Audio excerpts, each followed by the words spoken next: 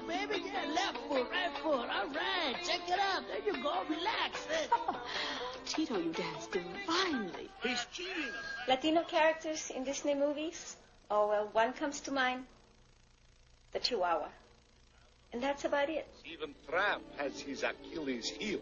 Pardon me, amigo. What is this chili heel? It's almost expected. The character that's playing the Latino will end up doing one of the things that you shouldn't do. In this case, Alonso is stealing a car. Hey, check it out, man. Hey, forget Fagan, man. Let's take this baby to Atlantic City. At this point in my life, I can look at one of these movies, and it's if it wasn't so tragic, it'd be comical. Allow me to introduce myself. I am Ignacio Alonso Julio Federico de Tito. Get away from me, you little bug-eyed creep. She insults him. She tells him he's like the bottom, the least, thing she'd ever get near, and he still sticks his tongue out. And, the more you insult me, the more I want you, attitude. Alonzo, darling, could I see you for a moment privately? Privately? Ooh. Coming, Alonzo? Yeah. You guys beat it. My baby and I, we gotta talk. Taco Bell, Disney. Why can't they not represent us as Chihuahua? What's this thing with Latinos being dogs? The crows. I mean, it's either the crows, the monkeys, the orangutans. They're always the ones that are sort of doing the jive dancing or the hip-hop dancing or the break dancing or have this kind of slow, slurred speech pattern. Why, this is most irregular. Well, I just can't believe my eyes. They ain't dead, is they? No, dead people don't snow. In Jungle Book, it's that same, the jive and the hustle and the dance and, these gorillas that sound like, and orangutans that sound like black people who want to be like men but will never be men. The buffoon. I want to be a man cub, and stroll right into town and be just like the other men. I'm tired of walking around. Oh, ooby-doo. I want to be like you. I want to walk like you, talk like you. We have dealt with decades of responsibility. The Lion King, the hyenas, clearly spoken kind of street, inner city African-American dialect, and they were considered to be the bad guys. I thought things were bad under Mufasa. What did you say? I said I said, ¿Qué pasa? They made an identification of them with inner city minority people, particularly blacks. And so they were sending a message to the audience, to kids watching this film, that was not so subtle. Hey, there he goes. There he goes. So go get him. There ain't no way I'm going in there. What, you want me to come out looking like you? Cactus butt? I have a girlfriend she's a white woman, and her son's about 3. And she came to me one day really disturbed and said that she had been coming back from shopping and that her son said, Mommy, the hyenas. And she looked up and she said there was a group of black children on the carousel and playing. And she said, but when you had your back turned to them, they did. They sounded just like the sound, the voicing, the laughing of the hyenas. And she could not move her son away from the attachment of the sound to the image of hyenas in the Lion King. And she said, and further, he had made the association that they were bad when she started to shift. And she said, and further, he had made the association that they were bad when she started to shift in her assessment of what I was saying to her, but also what kinds of images she was allowing her son to see without having conversation.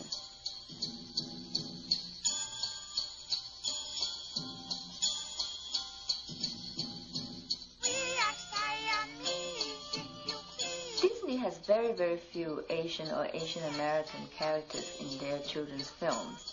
And that's probably why the Siamese cats really stand out for me. If you look at those cats very carefully, they clearly have those stereotypical Asian features. They have slanted eyes, the buck teeth, and the very heavy accents. They are also depicted as cunning, sinister, and manipulative. You were seeing that thing swimming round and round? Yes. Maybe we could reach in and make it drown.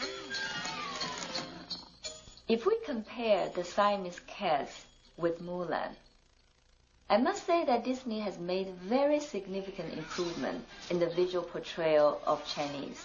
However, in order to create this model feminist figure, China is portrayed as probably the most sexist and oppressive society in all Disney children's films. We see a little boy bully a little girl, and we hear people saying that women have no value at all if they don't get married. And the interesting thing is, this matchmaking interview in the movie actually did not really exist in China. Too skinny. Not good for bearing sons. And it has been made very clear that women should just follow men's order instead of speaking up their minds in that society. You would do well to teach your daughter to hold her tongue in a man's presence. Mulan, you dishonor me. So you'll die for honor. I will die doing what's right. But if you... I know my place. It is time you learned yours. The issue for me is not really about whether Disney should or should not appropriate other cultures' stories, or whether the ancient China was less or more oppressive than Disney's portrayal. The question is, what type of stories get invented, circulated, perpetuated in the public imagination, and why?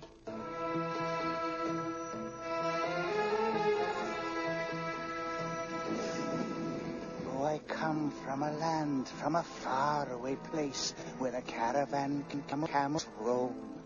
The lyrics of Aladdin's opening song, Arabian Nights, were written by Howard Ashman. He actually submitted 2 versions of the lyrics, and Disney chose the version which was considered racist by members of the Arab American community. The song, that goes, I come from a land, from a faraway place, where the caravan camels roam, where they cut off your ear if they don't like your face. It's barbaric, but hey, it's home. That song sets up the kind of people that live in Agrabah. Oh, you must be hungry. Here you go. You'd better be able to pay for that. Pay? No one steals from my cart. Oh, I'm sorry, sir. I don't have any money. Thief! Oh, please. If you let me go to the palace, I can get some from the Sultan. Do you know what the penalty is for stealing? No, please. The merchants are unfriendly, they're mischievous and brutal. One merchant tries to chop the hand of the princess because she takes an apple, which goes against Islam. In Islam, you are obliged to feed someone if they are hungry, over and over again. And that's what devout Muslims do. That's what devout good merchants do. And only in Saudi Arabia, if you are a thief, a real thief, and after 3 warnings and 3 convictions, if you steal something, is the hand removed. In one country, with a population of a few million. And yet they opted to use that scene. A lot of children come to Plymouth Plantation and visit our Wampanoag home site, and the children think that all Indian people hit their faces and go woo, woo, woo. The other is that all Indian people ride on a horse and have headdresses on with lots of feathers, and that they all live in teepees.